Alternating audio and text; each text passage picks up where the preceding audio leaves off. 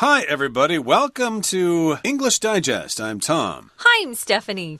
It's our News Watch unit today, and it also just happens to be our all-English lecture for today. So our Chinese teacher has the day off, but we're going to be spending all our time here speaking totally in American English for your listening pleasure. Now, we've got a couple of news items here.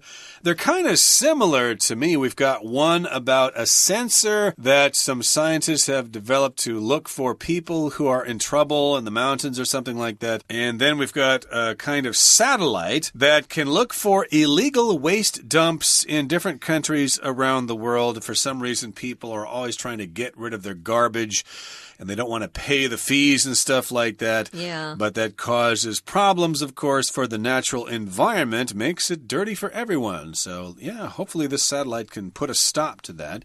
So let's get to it, everybody. Let's listen to the entire contents of our lesson right now, and we'll be right back to talk about it.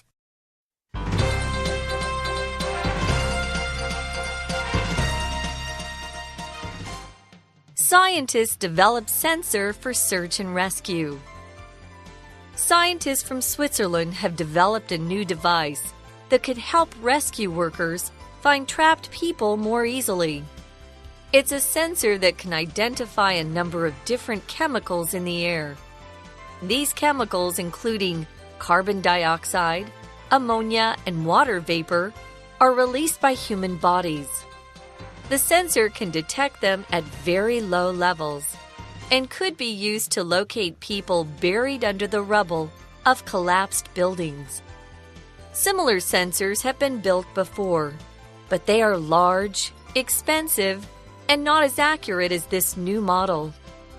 This device could help rescue dogs that currently sniff out survivors during search and rescue operations. Training dogs is time-consuming and expensive, and dogs need to take breaks. However, sensors aren't perfect, as they sometimes give unstable readings and can be affected by electronic interference. Thus, they work best when used in conjunction with rescue dogs. The new device hasn't yet been tested outside of a lab, so it will be some time before it's used in real-life situations.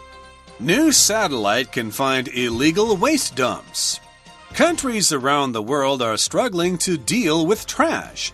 Unfortunately, not all citizens and businesses dispose of their garbage responsibly. Some make use of illegal dumps in order to avoid paying fees for legal waste disposal. Governments have to bear the cost of finding and cleaning up these dumps. Now, one company is offering to help out with its new satellite, which has been programmed to look for waste dumps. The satellite was developed as part of an academic project at University College London. Its owner, Air and Space Evidence, wants to offer it to governments as a way to combat the illegal waste dumping problem. It uses satellite images and computer algorithms to identify potential waste dumps. Ray Purdy, one of the founders of Air and Space Evidence, calls it a game changer, as it can make inspections of whole countries and allow the authorities to act quickly to close the dumps and punish those who operate or make use of them. Okay, guys, let's look at the headline for the new newspaper article we have first. The headline, of course, is Scientists Develop Sensor for Search and Rescue. So these scientists are from the country of Switzerland, and they've developed a new device, a new piece of equipment. And usually when we use this word device, that equipment is quite small. It's not too big. Well, this device can help rescue workers find trapped people more easily, which is great news, especially for those of us who live in countries where we have earthquakes or typhoons or tsunamis where people can sometimes be buried underneath rubble. Rubble refers to parts of buildings that are just destroyed and broken down into pieces of concrete and wood. Also landslides. We have landslides in Taiwan where the land will come over and bury people underneath that dirt and soil. So this device could help rescue workers find people who can't escape from their position by themselves. They need help. I wonder if this could be used to find people who are lost in the mountains or something like that, especially in Switzerland there. With lots of mountains and lots of people coming down there to go hiking. Oh, they have avalanches, which is like a landslide, but it is snow instead of just dirt. Right, an avalanche. And, of course, they have those in countries all over the world that have tall mountains with snow on them. With good skiing. Indeed, and sometimes people go skiing on those mountains and they start avalanches or something like that, and they might get covered up with the snow. So maybe the sensor could help find them and rescue them. But this device, as you said, could also be used to find victims of earthquakes and landslides and stuff like that. It may have been useful to find more victims after that department store collapsed in Korea a number of years ago. And then, of course, there was that typhoon in Kaohsiung or something like that that buried a bunch of people in a village. Wow. Maybe this device could have helped find some survivors here. But again, this is a sensor developed by scientists from Switzerland that can identify a number of different chemicals in the air. Okay, so these are different chemicals. I guess they're kind of floating in the wind. Maybe they're gaseous chemicals or something like that.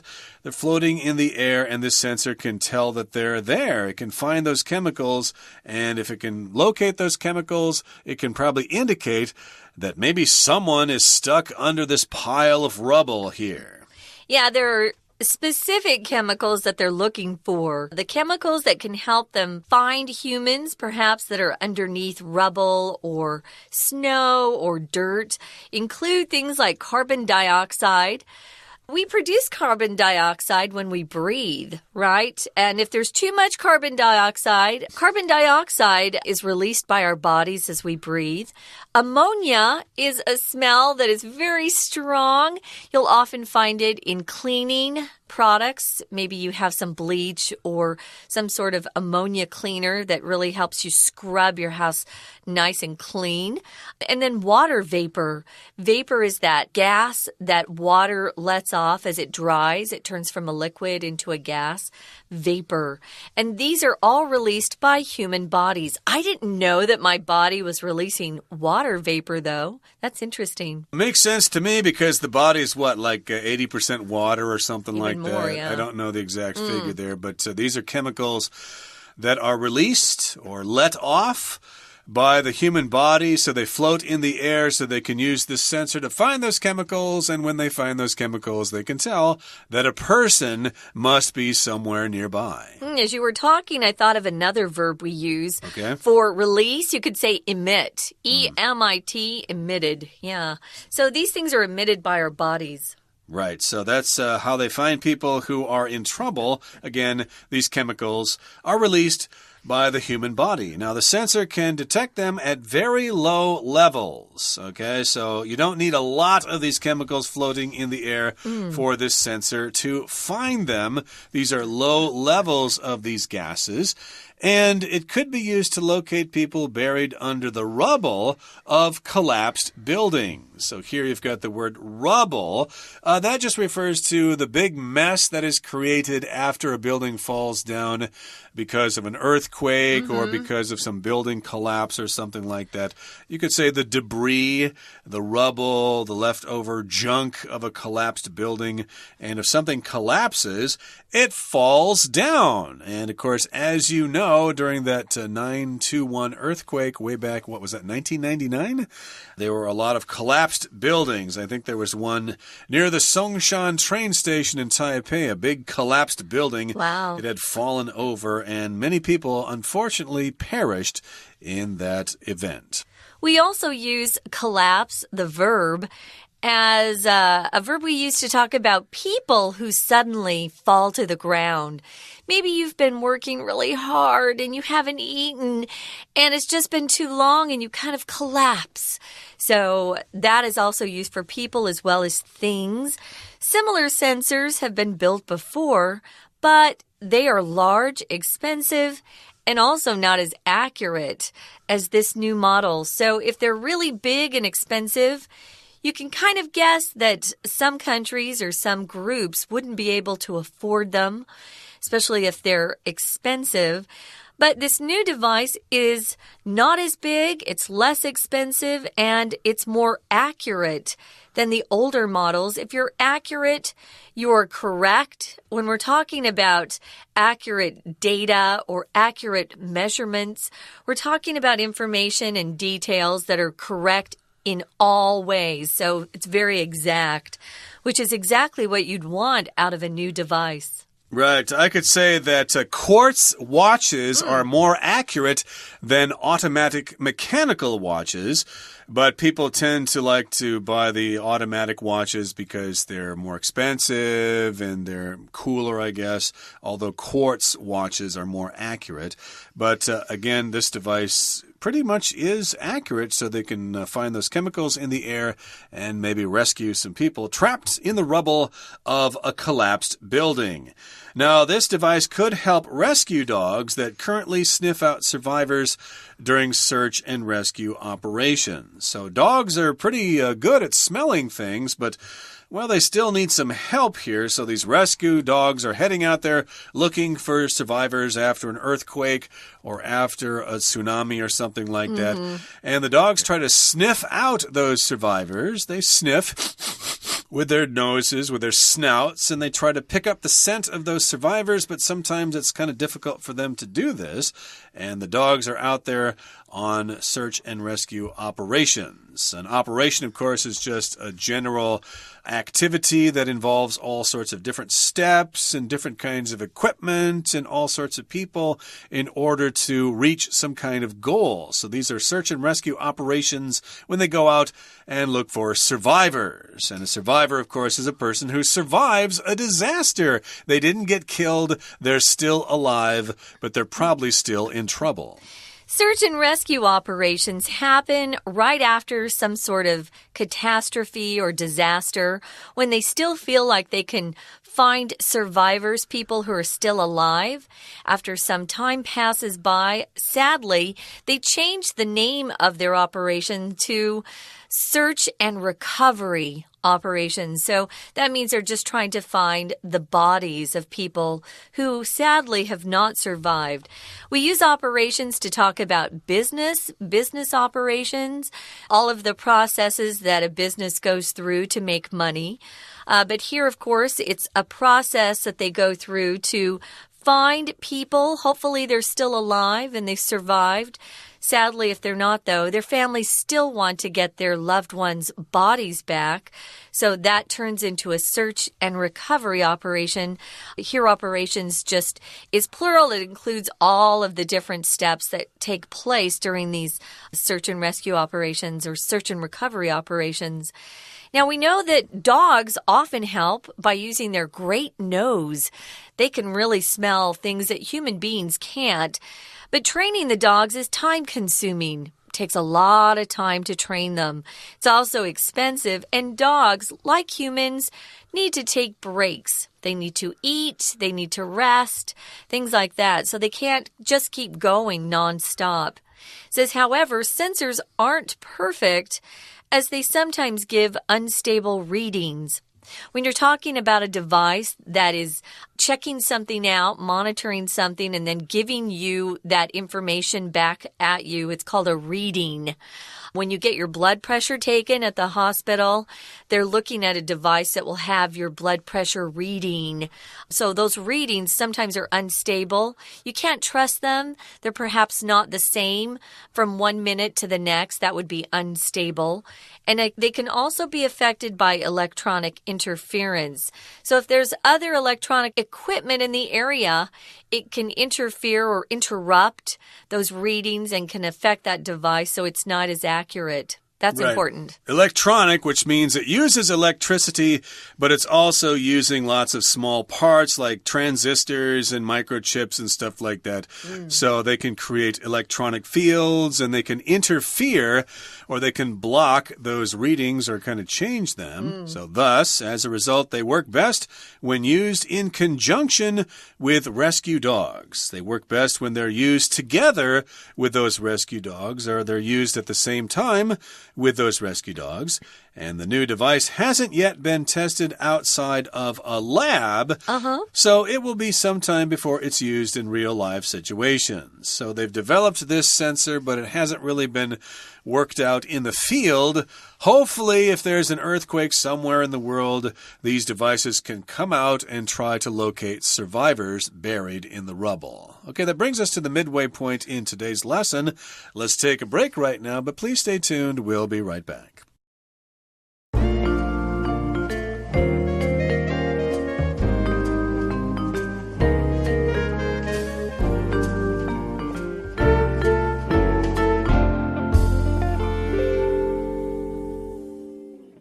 Okay, everybody, let's continue with the next news item. The first one was about a sensor developed by Swiss scientists who are looking for survivors of natural disasters. And now we're going to talk about a new satellite which can find illegal waste dumps in countries around the world. So a satellite, of course, is a machine that is flying around the Earth. We could technically describe the moon as a natural satellite of the Earth, but usually when we see this word satellite, we're thinking of some kind of man-made device that is used for space exploration or for radio signals or things like that. That's what a satellite is. And this particular satellite, I guess, has some very sophisticated cameras on it, and it can look for illegal waste dumps all over the world. That's right. Countries around the world are struggling to deal with all their trash, all their garbage. I was reading an article a couple of weeks ago, and it said that China didn't want to take some of America's trash anymore. We used to sell them trash. So people are coming up with too much trash. They don't know what to do with it. Typically, we either bury it or we burn it. And both options aren't very healthy for the country. So unfortunately, not all citizens and businesses dispose of their garbage responsibly. If you dispose of something, that's just another way of saying get rid of something. So a lot of the citizens, people who live in a country or businesses that are being run, they get rid of their garbage irresponsibly, which means the opposite of being responsible. Some make use of illegal dumps in order to avoid paying fees for legal waste disposal. That's what you typically do if you're a big developed country and you produce a lot of garbage, a lot of trash. A lot of times you'll sell your trash to less developed countries, countries that have more land, more space, fewer people. And that's how you get rid of your trash. But you must pay. It's not free. But we're finding out that some of the citizens around the world and businesses, they're trying to get around that fee. They don't want to pay, so they're just dumping their trash and running. That's bad. This happens all the time. People just got a bunch of stuff and they want to get rid of it. I don't want to go to the dump and pay a fee. Let's just go dump it in the mountains or dump it in the ocean or something like that. I've seen that. Yeah, even in their own countries, they'll do it. Absolutely. Yeah. It's all about money here. Terrible. So these satellites, I guess, are going to try to put a stop to this bad practice. And governments have to bear the cost of finding and cleaning up these dumps. So if there's a construction site somewhere and they take all this concrete and steel rods and they dump it somewhere, it's up to the government to find that dump and find all that waste, and then they have to pay to actually get rid of it. So, of course, governments are not interested in doing that, so they probably could use some help. And this is where the satellite comes in to help them locate those illegal dumps, and hopefully they can find the bad people involved and punish them and send them to jail and whip them and beat them and torture them so that they'll never do that again. I think they'll just have to pay a fine as punishment. Probably, but they need to be paying for this. So moving on to the next paragraph. It said this particular satellite was developed as part of an academic project at a university college, London. So this is the name of the university. It's an interesting name. In University College London. Usually you either have college or university in the name. They decided to put both in their name. Cool. So if it's part of an academic project, it means a professor was leading his students And they came up with this idea, developed it, and then once it's been developed, they usually shop it around. If you shop it around, you find people who are willing to buy your particular invention. I would say it's an invention. So academic refers to school. It relates to education, to scholarship, anything that has to do with an educational university. So it was a project that was developed by maybe several professors, several classes of students. We don't know for sure. But it's owned by Air and Space Evidence. That's the company who actually put it out there to sell. So they came up with this and they wanted to offer it to governments as a way to fight or combat the illegal waste dumping problem. Combat here is a verb. It just means to fight.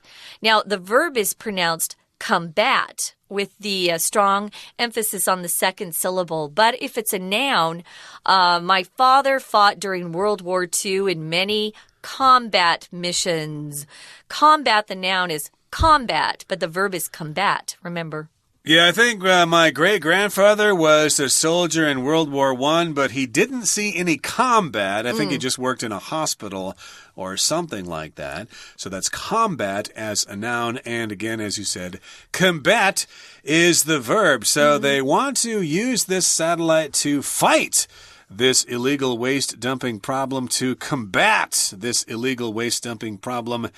And how does it work, you might be asking? Well, it uses satellite images and computer algorithms to identify potential waste dumps. Now, of course, satellite images, of course, are photographs taken from space. You can see satellite images on, what is it, Google Earth or something like that. They even have those on Google Maps. You can see the satellite image. That's pretty cool, actually. Very cool. And they also have some kind of computer program or algorithms. An algorithm is just kind of a set of numbers. It's kind of a pattern of numbers that is used to look for specific information. Maybe they look for patterns in the images that indicate, hey, it looks different here. It doesn't look like a city. It doesn't look like a forest. It looks like something else. So then they zoom in on it. Aha! There's a bunch of garbage there. It's actually a waste dump. Again, people don't have to look at the pictures. They just have a computer program look at the pictures and try to find these potential waste dumps or images in the pictures that look like they could be waste dumps. We see this word algorithm a lot in the news lately because of Facebook and Twitter, social media. They have asked their computer programmers to develop these algorithms in order to deliver your news and your friends' news to your Facebook page. That's how they actually deliver those things that come to your Facebook page. They use algorithms. So people aren't actually deciding this. They just put together the algorithm and they set that algorithm to work, which is computer generated. And then they are able to identify what things you might be interested in. That's how Facebook works. I'm not sure if Twitter works the same, but most of these social media companies are using algorithms. Yeah, sometimes it's kind of scary. It's like, wow, how did they know that I would be interested in buying that product? I never searched for that. They're tracking all your movements. Yep, they're watching you and they're, putting these things, putting one and one and together, you know, and coming up with some conclusions. Hey, if you like that, then you're probably going to like this. Yeah. And then suddenly it appears as an advertisement on your computer screen when you're browsing through Facebook or Instagram Twitter, or whatever. Instagram, You betcha. So, yes, they have these algorithms, at least in the satellite here, to look for those possible or potential waste dumps. Okay? And Ray Purdy, one of the founders of Air and Space Evidence, calls it a game changer as it can make inspections of whole countries and allow the authorities to act quickly to close the dumps and punish those who operate or make use of them. My goodness, that's a long sentence here, so we're going to have to break it down a little bit. We're talking about a person by the name of Ray Purdy. Who is he? Well, he's one of the founders of Air and Space Evidence. And remember, Air and Space Evidence is the owner of this satellite. So they talked to him and they asked him his opinion. And he said, yes, this is a game changer, which means it's going to change the game or it's going to change how these things work. Okay. And the reason it's going to change the game, or it's going to be a big change, is because it can make inspections not of just little towns or of counties or of states or provinces, but it can make inspections of whole countries. So that's an inspection here, and you use the verb to make an inspection or to have an inspection. You could say that as well. An inspection, of course, is when somebody comes by and checks and makes sure you're doing what you're supposed to be doing and you're not doing anything illegally. Maybe once in a while, if you own a restaurant, somebody will stop by to give you an inspection to make sure your kitchen is clean, to make sure you don't have roaches and rats in there or spoiled food and stuff like that. Stuff that Gordon Ramsay would really yell at you for having. Yeah, he has that TV show called Kitchen Nightmares, where he goes and checks out different restaurants and tells them what they're doing wrong. We also always have to go through health inspections, car inspections. I know when I had a car in the U.S., I think it was every year I had to go and see how much pollution it would emit. And if I passed the test, I got my new sticker. If I didn't, then I had to take my car in and pay money to get the engine to work a little bit more cleanly. So inspections, yeah. So these can allow the authorities in a particular country to act quickly to close the dumps that they find, the illegal dumps, and punish those people who operate or make use of them. When you see these two words, the authorities, usually refers to people or an organization. They have political or administrative power, and they're in charge of making sure laws or regulations are followed and kept. The authorities can be helpful, and sometimes they're just a pain, and they make your life more difficult. But here, we're happy to have them because they're able to go and follow up on the information that the satellite uncovers and shut these dumps or close these dumps down so they're not being used. And what happens is the people who run the illegal dumps or the people who take their trash to the dumps, they are punished. So we're glad about this. So we want to get rid of these illegal dumps as much as we can. And the country can be nice and clean and attract a lot of tourists, and everybody can live happily ever after. Okay, that brings us to the end of our explanation. Thank you for joining us, and please join us again next time for another edition of our program. From all of us here at English Digest, I'm Tom. I'm Stephanie. Goodbye. Bye.